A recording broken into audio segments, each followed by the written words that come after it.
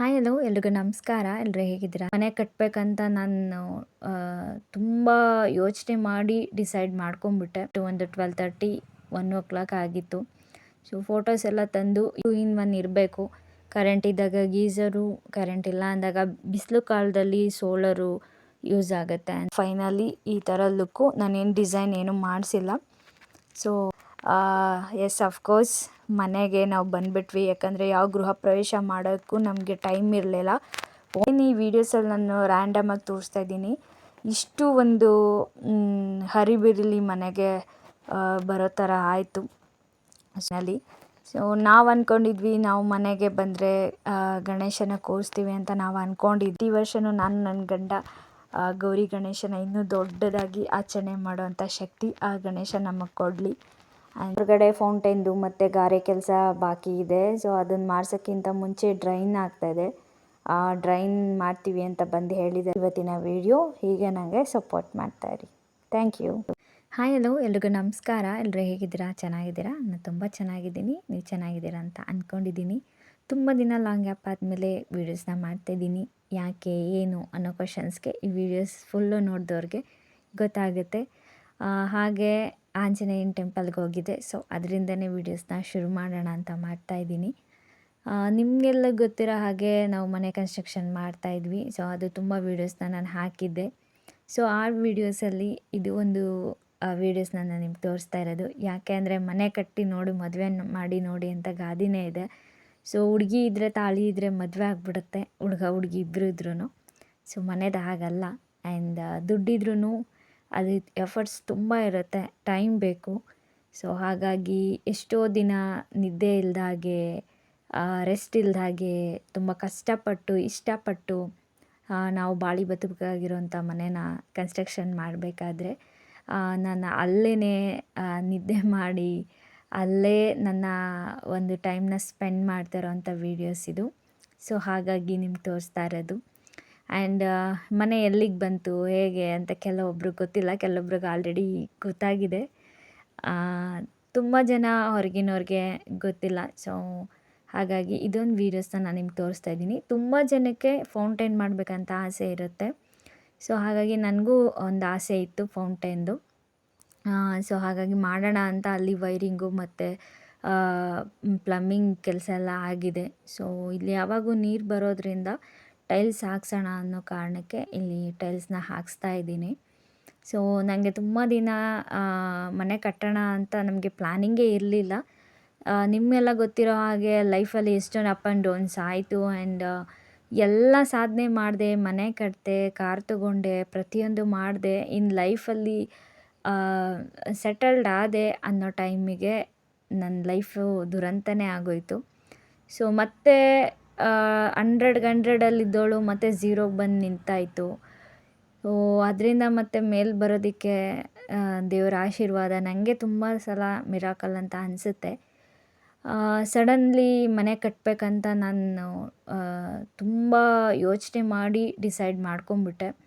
So ಅದು ಯಾಕೆ ಅಂತ ನೆಕ್ಸ್ಟ್ ವೀಡಿಯೋಸಲ್ಲಿ ನಾನು ನಿಮ್ಗೆ ಹೇಳ್ತೀನಿ. ನಾನು ಬಾಡಿಗೆ ಮನೆಗೆ ಹೋಗಿ ಎಷ್ಟು ಕಷ್ಟ ಅನುಭವಿಸ್ದೆ, ಆ ನರಕ ಯಾವ ಹೆಣ್ಮಕ್ಳಿಗೂ ಬೇಡ, ಆ ಥರ ಮಾತುಗಳು ಯಾವ ಹೆಣ್ಮಕ್ಳಿಗೂ ಬೇಡ ಅಂತ ನಾನು ಬಯಸ್ತೀನಿ. ಸೊ ಅದಾದಮೇಲೆ ನಾನು ಮನೆ ಕನ್ಸ್ಟ್ರಕ್ಷನ್ ಮಾಡಬೇಕು ಅಂತ ಸ್ಟಾರ್ಟ್ ಆದಾಗ, ಕೂತು ಮಾತಾಡಿದಾಗ, ಫೈನಲ್ ಆದಾಗ, ಸೊ ಫಸ್ಟ್ ನನಗೆ ಏನೇನು ಚಿಕ್ಕ ಪುಟ್ಟ ನಂಗೆ ಆಸೆ ಇತ್ತು. ಸೊ ಅದನ್ನೆಲ್ಲ ನಾನು ಮಾಡಿಸ್ಕೊಳ್ಳೋಣ ಅಂತ ರೆಡಿ ಆದೆ. ಸೊ ಇದು ಫೌಂಟೇನ್ ಮಾಡೋಕ್ಕೆ, ಯಾಕಂದರೆ ಫೌಂಟೇನ್ದು ಐಟಮ್ಸ್ ಎಲ್ಲ ಬೆಂಗಳೂರಿಂದ ತರಬೇಕು. ಗಡಿ ಬಿಡಿಲಿ ನಮಗೂ ಮನೆಯಿಂದ ಆಚೆ ಬಂದುಬಿಟ್ರೆ ಸಾಕು ನಮಗೆ ಅನ್ನೋ ಒಂದು ಮನಸ್ಥಿತಿಲಿ ಬೇಗ ಬೇಗ ಯಾವ್ಯಾವ್ದಾಗುತ್ತೆ ಆ ಕೆಲಸ ನನಗೆ ಬಂದಮೇಲೆ ಜೀವನ ಮಾಡೋಕ್ಕೆ ಯಾವ್ದು ಕಂಫರ್ಟಬಲ್ ಅನಿಸುತ್ತೆ ಅದರಲ್ಲಿ ಇದೊಂದು. ಸೊ ಈ ಟೈಲ್ಸು ಅಷ್ಟೇ ಫೌಂಟೇನಿಗೆ ಆ್ಯಂಡ್ ಪಾರ್ಕಿಂಗ್ಗೆ ಅಂತ ಸಿಗುತ್ತೆ. ಸೊ ಅಲ್ಲಿಂದ ತರಿಸಿ ಅದನ್ನು ನಿಮಗೆ ತೋರಿಸಿದ್ದು. ಯಾರಿಗಾದ್ರೂ ಆಸೆ ಇದ್ದರೆ ನನಗೆ ಕಮೆಂಟ್ ಮಾಡಿ, ನಾನು ಫೌಂಟೇನ್ ಅವ್ರ ನಂಬರ್ನ ನಿಮಗೆ ಕಳಿಸ್ತೀನಿ. ಸೊ ಈ ವಿಡಿಯೋಸ್ ಇದೆಯಲ್ಲ, ಇದು ಅಷ್ಟೇ. ಫೋಟೋಸ್ ಎಲ್ಲ ಏನಪ್ಪ ಗೃಹಪ್ರವೇಶಕ್ಕಿಂತ ಮುಂಚೆನೇ ತಂದಿದ್ದಾಳೆ ಅಂತ ಯೋಚನೆ ಮಾಡ್ತಾಯಿದ್ದೀರಾ. ಸೊ ನಾನು ಈ ವಾಲ್ಗೆ ಇದಿದೆ ಬರಬೇಕಂತ ಮೊದಲೇ ಪ್ಲ್ಯಾನ್ ಆಗಿತ್ತು. ಸೊ ಹಾಗಾಗಿ ಈ ಕೆಲಸದವರು ನಮಗೆ 1 ವೀಕ್ ಇತ್ತು ಮನೆಗೆ ಬರೋದಕ್ಕೆ. ಸೊ ಹಾಗಾಗಿ ಇವರು ನೈಟೆಲ್ಲ ಕೆಲಸ ಮಾಡ್ತಾಯಿದ್ರು. ಎಲ್ಲೆಲ್ಲಿ ಸ್ಕ್ರೀನಿಗೆ ಬೇಕು ಆ್ಯಂಡ್ ಫೋಟೋಸಿಗೆ ವಾಲ್ಗೆ ಎಲ್ಲ ಹಾಕಬೇಕು. ಸೊ ಅಲ್ಲಿಗೆಲ್ಲ ಮಳೆ ಹೊಡೆಯೋದಕ್ಕೆ ಹೊಡಿತಾ ಇದ್ರು. ಸೊ ನೈಟು ಒಂದು 12:30 1 ಆಗಿತ್ತು. ಸೊ ಫೋಟೋಸ್ ಎಲ್ಲ ತಂದು ಯಾವ ಥರ ಫೋಟೋಸ್ ಹಾಕಿಸ್ಬೇಕು, ಎಲ್ಲೆಲ್ಲಿಗೆ ಏನೇನು ಬೇಕು ಅದನ್ನೆಲ್ಲ ರೆಡಿ ಮಾಡಿಸ್ತಾ ಇದ್ದೆ. ಏಕೆಂದರೆ ನಾವು ಇವಾಗ ಏನು ಬೇಕು ಅದನ್ನೆಲ್ಲ ಈಗಲೇ ನಾವು ಮಾಡ್ಕೊಂಬಿಟ್ರೆ ಸರಿ. ಮನೆಗೆ ಹೋದ್ಮೇಲೆ ಮತ್ತೆ ಮಳೆ ಒರೆಸೋದು ಅದೆಲ್ಲ ಹಿಂಸೆ ಆಗುತ್ತೆ. ಸೊ ಹಾಗಾಗಿ ಇದು ಬಂದು ನಾನು ಆ್ಯಸಿಡ್ ವಾಶ್ ಮಾಡಿಸ್ತಾ ಇರೋದು. ಮನೆಗೆ ಬರೋಕ್ಕಿಂತ ಮುಂಚೆ ಆ್ಯಸಿಡ್ ವಾಶು, ಸೋಲಾರು, ಮನೆ ಅಂತ ಅಂದಮೇಲೆ ಒಂದು ಮಳೆ ಇಲ್ಲ ಅಂದರೂ ಕೆಲಸ ನಡೆಯೋದೇ ಇಲ್ಲ. ಸೊ ಸೋಲಾರು ಅಷ್ಟೇ. ಗೀಝರು ತಂದಿದ್ದೆ, ನೀವು ಹಳೆ ವೀಡಿಯೋಸಲ್ಲಿ ನೋಡಿರ್ಬೋದು. ಸೊ ಈ ಮಳೆಗಾಲದಲ್ಲಿ ಗೀಝರ್ ಯೂಸ್ ಆಗುತ್ತೆ ಆ್ಯಂಡ್ ಬಿಸಿಲು ಕಾಲದಲ್ಲಿ ಯಾವಾಗೂ ಗೀಝರಲ್ಲೇ ಸ್ನಾನ ಮಾಡೋಕ್ಕಾಗಲ್ಲ. ಸೊ ಹಾಗಾಗಿ 165 ಲೀಟರ್ಸ್ದು ನಾವು ಸೋಲಾರ್ನು ಹಾಕಿಸ್ಕೊಂಡ್ವಿ.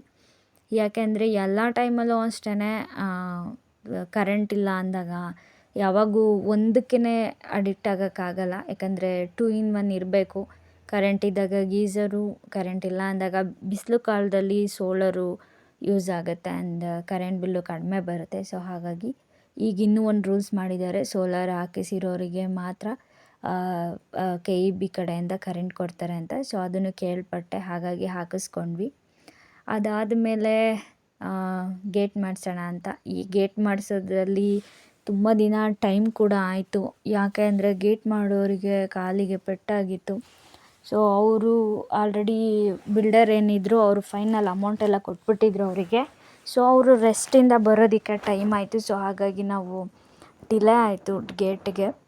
ಫಸ್ಟೆಲ್ಲ ಬೇರೆ ಥರ ಡಿಸೈನ್ ಎಲ್ಲ ಹೇಳಿದ್ದೆ, ಡಿಸೈನಾಗಿ ಗೇಟ್ ಮಾಡಿಸೋಣ ಅಂತ. ಸೊ ಆಮೇಲೆ ಫೈನಲಾಗಿ ನಮಗೆ ಇಲ್ಲಿ ನೋಡಿದಾಗ ಅನ್ನಿಸ್ತು, ಮೇನ್ ರೋಡ್ ಆಗಿರೋದ್ರಿಂದ ಡಿಸೈನ್ ಎಲ್ಲ ಮಾಡಿಸ್ಕೊಂಡ್ರೆ ಮೇನ್ ಪ್ರಾಬ್ಲಮ್ ಏನಂದರೆ ಧೂಳು ಜಾಸ್ತಿ ಒಳಗಡೆ ಬರುತ್ತೆ. ಸೊ ಹಾಗಾಗಿ ಇದು ರೋಲಿಂಗ್ ಶೆಟ್ರು ಅಷ್ಟೇ, ಗೇಟು ರೋಲಿಂಗ್ ಶೆಟ್ರು ಒಟ್ಟಿಗೆ ಮಾಡ್ತೀವಿ ಅಂತ ಹೇಳಿದರು. ಸೊ ಹಾಗಾಗಿ ನಾನು ಯಾವುದೇ ಥರದ ಓವರ್ ಡಿಸೈನ್ ಗೇಟ್ನ ನಾನು ಮಾಡಿಸ್ಕೊಳ್ಳಿಲ್ಲ. ಕ್ಲೀನಾಗಿ ಅಫಿಷಿಯಲ್ ಆಗಿರಬೇಕಾಗಿತ್ತು.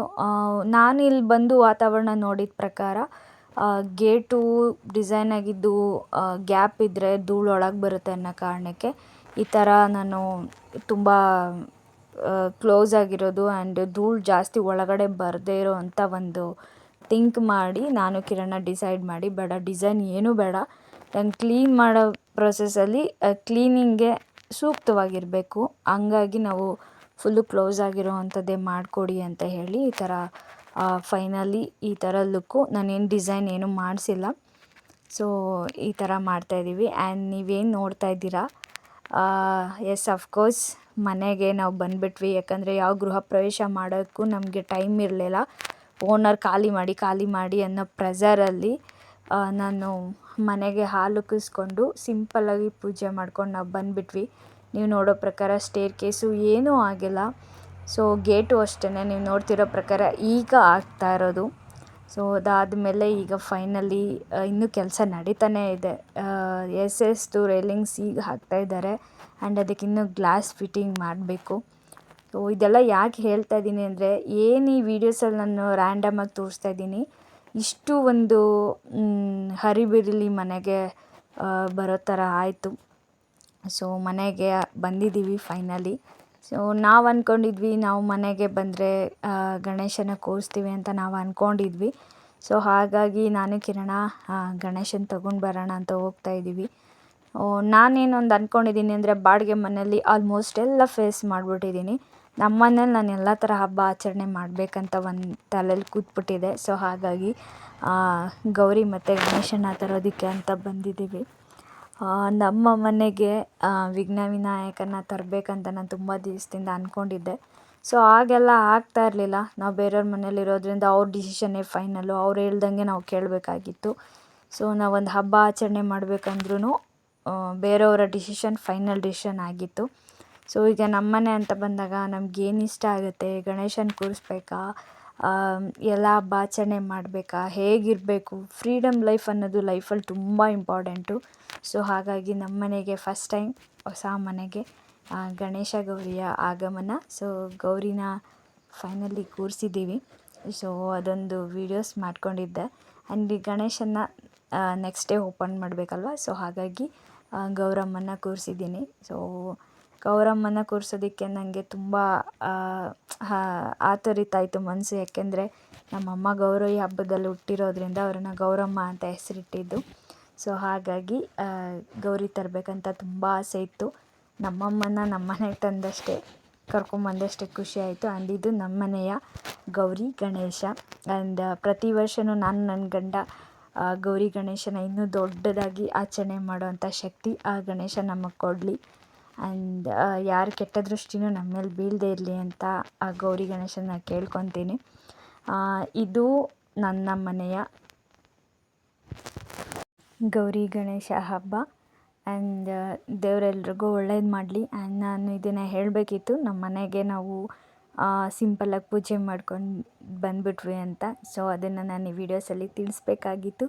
ಸೊ ಹಾಗಾಗಿ ತಿಳಿಸಿದ್ದೀನಿ.